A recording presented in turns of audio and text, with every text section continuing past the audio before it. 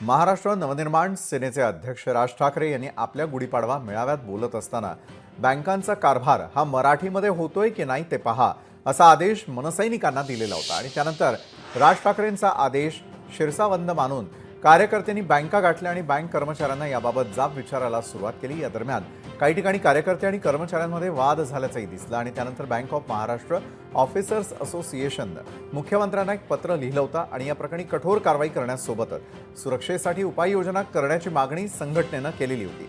दरम्यान मराठीबाबत मनसेच्या भूमिकेबाबत मुख्यमंत्री फडणवीसांना विचारलं असता मराठीसाठी कुणी कायदा हातामध्ये घेण्याचा प्रयत्न केल्यास कारवाई केली जाईल असा स्पष्ट इशाराच फडणवीसांनी दिलेला होता। त्यानंतर रिझर्व्ह बँकेच्या नियमांची अंमलबजावणी करणं ही सरकारची जबाबदारी असल्याचं सांगत राज ठाकरे यांनी शनिवारी आंदोलन थांबवण्याचा आदेश कार्यकर्त्यांना दिला। दरम्यान राज ठाकरेंनी उचललेल्या याच मराठीच्या मुद्द्यानंतर आता मनसे विरोधामध्ये सुप्रीम कोर्टात याचिका दाखल करण्यात आलेली होती। मनसेची मान्यता रद्द करण्यात यावी अशी मागणी उत्तर भारतीय विकास सेनेचे अध्यक्ष सुनील शुक्ला यांनी याचिकेद्वारे केलेली आहे। त्यांच्या याचिकेमध्ये नेमकं काय आहे ते आधी पाहूया।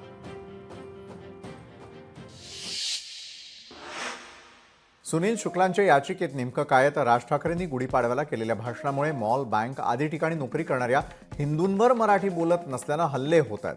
दिनांक 6 ऑक्टोबर 2024 रोजी मनसेशी संबंधित जवळपास 30 जण हे पक्षाच्या कार्यालयात आलेले होते। त्यांनी कार्यालयामध्ये तोडफोड करण्याचा प्रयत्न केला। याबाबत मुख्यमंत्री पोलिसांकडे तक्रार केलेली आहे, तसंच पोलिसांकडे संरक्षणाचीही मागणी केलेली आहे। या प्रकरणी संबंधितांवरती गुन्हा दाखल करण्यात यावा। त्या मनसेची मान्यता रद्द करण्याबाबत निवडणूक आयोगाला आदेश द्यावेत। भडकाऊ भाषणं, हल्ल्यांचा तपास करण्याबाबत SIT नेमण्याचे आदेश द्यावेत। त्याचप्रमाणे राज ठाकरेंना हेट स्पीच न देण्याबाबत आदेश देण्यात यावे।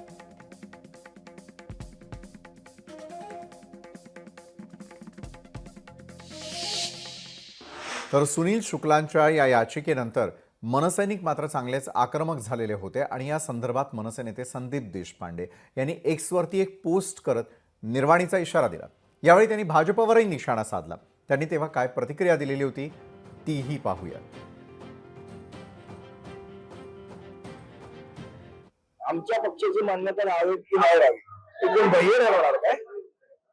आणि जर आमच्या पक्षाची मान्यता रद्द व्हावी याच्यासाठी जर बाह्य प्रयत्न करणार असतील तर मग भैयाला इथे राहू द्यायचं की नाही राहू द्यायचं मुंबईत आणि महाराष्ट्रात याचा आम्हालाही विचार करावा। मुळात तुम्ही याच्यावरचं षडयंत्र लक्षात घ्या।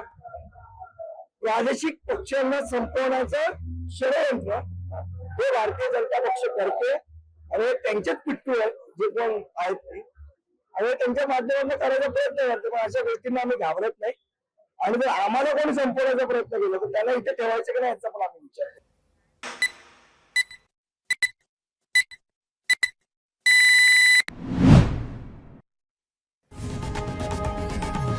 लोकशाही मराठी ऐका, पहा, जागरूक रहा।